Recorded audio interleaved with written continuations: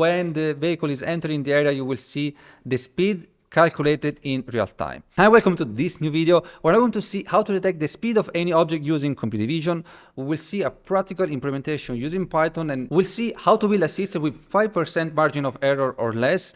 And I tested this system for vehicle traffic management, comparing the data obtained by the computer vision solution with the one from Radar on thousands of vehicles, and I can guarantee that if you do the things properly, the accuracy is quite solid and the system is quite reliable. And we will see also later in the video some more information on how to understand the speed and accuracy based on the camera settings that you have. So this is the graph, but we'll get more into that later in the video. And now let's see the requirements. You need only very basic requirements to be able to follow and to create this system. First, of course, we need a camera or recorded video where we want to track the speed. And second, we need two reference points of known distance. For example, if we want to detect the speed of vehicles, we need to know in the asphalt 2 points, a starting point and an ending point, where we know exactly how many meters of distance there is between these 2 points, because we will use that as a reference point to know how much the vehicle is traveling, how many meters is traveling in a specific interval of time. And third, you need to have some basic Python skills. You don't need to be expert, but at least understand the very basic of Python to be able to follow this video. And if that sounds good, then we're ready to go. Let's start. Now, before moving further, I want to let you know that the sources that I'm using for this video, the coded and writing, everything is available inside the AI Vision Academy. It's a membership and a community where you have access to different computer vision courses. You have access also to a community of professionals where you can ask your own question. I will be personally there. You can interact with other members, and also it's a very high valuable network where we have a big variety of professions, engineers, and people like you that want to build computer vision systems. And now let's start with the first step of this project. First step, let's start with detecting and tracking the objects. I will be super quick with this one because I've made already a lot of videos about object tracking, so look for the other recent video in the channels if you want to see object tracking, and we'll get as soon as possible inside the speed detection. So we import CV2, which is the OpenCV library. We need to get the camera or the video. So in this case now, because I'm recording, I have a video. So CV2 video capture. The video is called highway1.mov. And now let's show the video on the screen while true. Red frame cap.read. Now let's show this on the screen. CV2.im show video frame. And then a wait key event to keep the windows open. CV2.wait key. So if the key is 27, which is this key on the keyboard, we want to quit. And here is the video that we're going to use in our sample. So we have vehicles that are crossing the highway, and we're going to get the speed of these vehicles. Now, what do we need as a second step? We need to detect these vehicles, because now we have just the video. We need to know on each frame that there is a vehicle and the position of each vehicle. So we import object detection from engine.object detection. We're going to import object detection, and then here we load the object detector or the object detection, and we get the model. I have a model to detect the vehicles models, and it's called vehicles.pt. Now, once we have the object detection model loaded, after each frame here, we can detect the objects. So detections, we have bounding boxes, labels, course, equals, od.detect, object. So we're using the object detection to detect. What do we want to detect? We want to detect everything that's on the frame. And now to make sure that we are everything correct with the detection, we're going to draw the bounding boxes. So now I will not get into the details of the loop because that's not the goal of this video. So we loop through all the information, and then we display the rectangle for each object detected with the name of the label of what we're detecting. And you see now we have the detection of the vehicle. So this now it's on point. What do we need now? Now we're just detecting the vehicles, but since we're working with frame after frame in computer vision always, because that's what a video is, it's a sequence of frames. When we detect the vehicles, let's take the one where I have the mouse V with confidence score 0.62. When we go to the next frame, you see the object moves, but the computer vision, the software doesn't know that that's the same object. That's why we need object tracking. What is object tracking? Is assigning a univocal ID to each vehicle so that we can track this over time. So now we implement an object tracking algorithm I will be also very quick with object tracking from engine.object tracking. We're going to import multi-object tracking. Let's load now the multi-object tracking. Now let's load a tracker where we can select an algorithm tracker. So we have now a tracker, and here we can track the objects. So we can say bounding boxes IDs equals tracker.update. And we give all this information. We give the bounding boxes, the label, scores, and the frame. Now let's again show everything, and let's make sure that we have the object ID for each of them. And now you see that we have the object tracking because you have a univocal ID. For example, this vehicle is ID 28. We have V for vehicles 28. So if we go to following frames, we know that this is 28. This one above is 29, then we have 32, 18, and so on. We can track each single vehicle, so we can have a history of where this vehicle was over time. And that's pretty much what we need to know about object tracking. Let's now get to the core of this video, which is detect the object speed. What do we need to do? We need to calibrate real world distance. How do we do that? We need the 2 points, as I told you at the beginning, where we know the distance of these 2 points in the scene. We'll see that soon. And then also we correct the perspective. This is optional, but it will improve a lot the accuracy, especially for real-time speed, where we reduce distortion for better accuracy, and we'll see how to do that. Let's now check how to detect the speed. From the video, we take 2 known points. Let's say that I know this point right here. I'm drawing it in red, and let's say that I know this point right here. So now it's an assumption because I don't know like the real distance in this video, but in the test that I did with other videos, I knew exactly the distance. So let's suppose that we know the distance. Let's say that approximate this is 80 meters. So a simple way is to draw here a line and here a line, and to calculate since when the vehicles enter this line 1 till this line 2, we know that the vehicles travel 80 meters. Since we had the frames per second from the video, we know that this video in this case has 60 frames a second.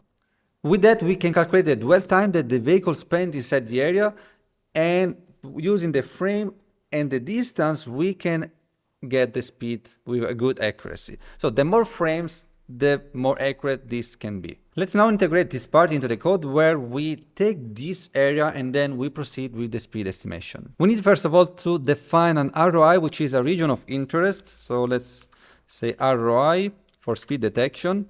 And I have already the points, so this is where we define the ROI. I already have the points, which I'm pasting here. And let's display now the ROI in the screen. Draw here the ROI. Now, how can we calculate the speed in real time by having this ROI where we know the distance of these 2 points? So we know that this point right here and this one below have 80 meters of distance. First thing, let's calculate the meters per distance. So let's do that. To simplify this, I created a function that I put here from engine.utils. We import meter per pixel, calculate meter per pixel, and just right here get meter per pixel. So we have meter per pixel. Let's take the 2 points of the ROI that we know. We have 0.1 and 0.2, so we pass the 0.1, 0.2, and then right here real distance in meters, let's say 80, and we can already calculate here, so I can already print meter per pixel ratio. Let's now run this, and so I can tell you exactly according to this calculation what's the meter per pixel, and we have a value of 0.06. This means that each pixel that the vehicle moves in the screen corresponds to 0.06 meters. Let's now apply all this information to an object speed class that I created that takes all this information, elaborates them, and gives us the speed. So we could do this manually, putting a lot of geometrical formula and get the speed. Also put a lot of code to save the information, but of course I'm here to give you the easiest implementation possible. So I'm going to show you a simple implementation. So we import also the object speed class from engine.object_speed. We are going to import object speed. What are we going to do here? We initialize the speed detection. First, we need to get the frames per second of the camera. In this case, from the video, we have the function which gives FPS. I know that we have 60 frames per second from this video, like 59 point something. And it's essential to calculate the speed because we know that with 60 frames per second, for example, 1 divided 60, we know that each frame corresponds to 0.01 and so on seconds. And this is some information that we can know to calculate the pixel that the car traveled and with the time, so we have the speed. So with this information, what else do we need? Now let's initialize object speed. So OD object detection speed equals object speed. And now we need FPS, we have that, FPS equals FPS. Then we have meters per pixel, and we have that, meters per pixel, I showed you before. There are some other things that we can adjust, we will see that later. We can choose, for example, the unit, if we want kilometers per hour, miles, and so on, or meters per second. And the object speed, so what do we do with the object speed? We want to now to get when the vehicle is inside the region of interest. So here we check if the object is inside ROI, so inside the region of interest. We have an OpenCV formula for this that checks a point if a point that we have is inside the polygon. What point we can get? We can get the center of the vehicle, center X equals, and so we have a square, so we can calculate definitely the center X and the center Y. And then if CV2.point polygon test, where the center X, center Y, the center point of the polygon is inside the ROI, then right here we can get the speed. Now by default we have kilometers per hour, OD speed. So we're using the OD speed class that we initialized before, .update. We're going to give all the information that we have. We need to give the object ID so it can have the specific ID of each vehicle that we want to track and get the speed of, the center Y of the vehicle, and the center X and center Y. And then let's show the speed on screen. Speed text. And let's now run this one. Now I'm freezing this frame by frame for you to see this, but later we can leave this in real time. We see now first frame, of course, we have no reference, so no speed at all. Then we have already from the second frame, we have the speed. So here is 72 for vehicle 32, now 73, 77. For all of them, it just keeps increasing, which normally could be that they are just accelerating all of them because maybe they were slow before for some reason. But here there is a different technical thing that I need to introduce to, and it's the perspective. Since here we estimated a pixel value, so pixel per meter, when they move a certain number of pixels, then we are saying they are moving 0 point something meters. But since things are taken from the camera is not parallel to the ground, it's not from top view where we don't have distortion. Here we have a lot of distortion. And it works that when the vehicles are far, they are much smaller, and when the vehicles here are closer to the camera, they are much bigger. This means that the pixels, they have different value in each part of the frames per meters. What is a solution to this? A solution to this, to make the system accurate in real time, is to change the perspective. And this is done simply with a formula, which is the formula from OpenCV to warp the perspective, where we take the region of interest and then we transform these points right here that they have a perspective which goes deep, so smaller in the back. We just give a standard rectangle. And to make all of this very simple, I implemented also a utility formula that we will use, and let's see now how this changes. First of all, we get a warp matrix. So right here we can do this before working on the video. Let's say matrix, get warp matrix. So warp matrix will be get warp matrix. We pass the ROI, so the region of interest that we have, and then we transform this into a rectangle. You don't need to specify anything now. And let me import the other one, warp perspective. And right here we have ROI warped.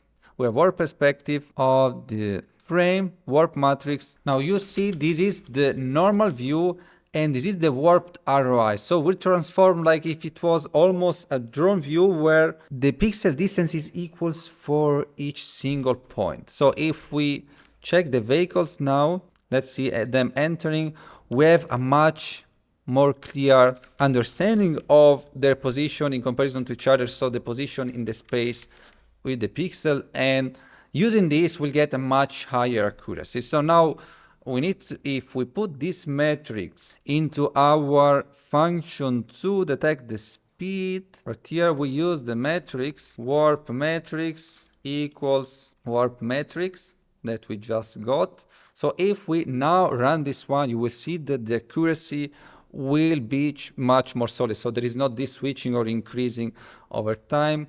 of the values. So let's now go again to this other one. You see that now the speed of the vehicle is overall quite stable if we compare it with the one we had before. So now we see the speed in real time. This will work in real time or for a video. We can also improve a bit graphically so that it's easier to read. Now here I change a bit the graphics for a bit more of the reliability of the speed. So when the vehicle is entering the area, you will see the speed calculated in real time.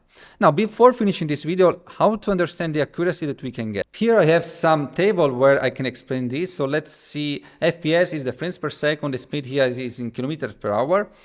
And there are two frame factors that affect the accuracy. The frames per second, because the more frames per second you have, the more time frames you have. And also the speed of the object. The faster is the speed of the object, the lower is the accuracy, because you can capture less time this object in a small space. And here, estimating a distance of 10 meters for frames per second, we can say that on 30 FPS on average, if the speed is 20 kilometers per hour, we have around 1 point something % of margin error, around 5% of 50 kilometers per hour, and then it's 10% with 100 kilometers. But you can fix this by increasing the frames per second, where you will have half the error. And take this as a very strict table, but then in reality there are so many other factors that will affect also the accuracy, like some not precise detection, something with the warping the perspective, and so many things that will decrease a bit the accuracy. So this is a table very specific with geometrical calculated with geometrical formula, but the accuracy you can expect a bit less than what you see here. To guarantee the best accuracy, increase as much as possible the frames per second and remove as much as possible the distortion.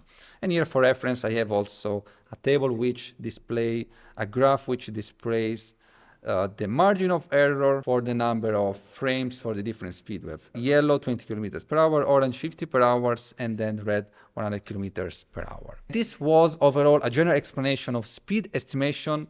I hope that you found a lot of useful information in this video. As I said at the beginning, you can access the sources for detection and sources for speed estimation in the Academy. If you have any questions, please post it in the comment below. If you want to know more about speed detection, please post the question, and this might be a topic for a future video. This is all for now. See you in the next video.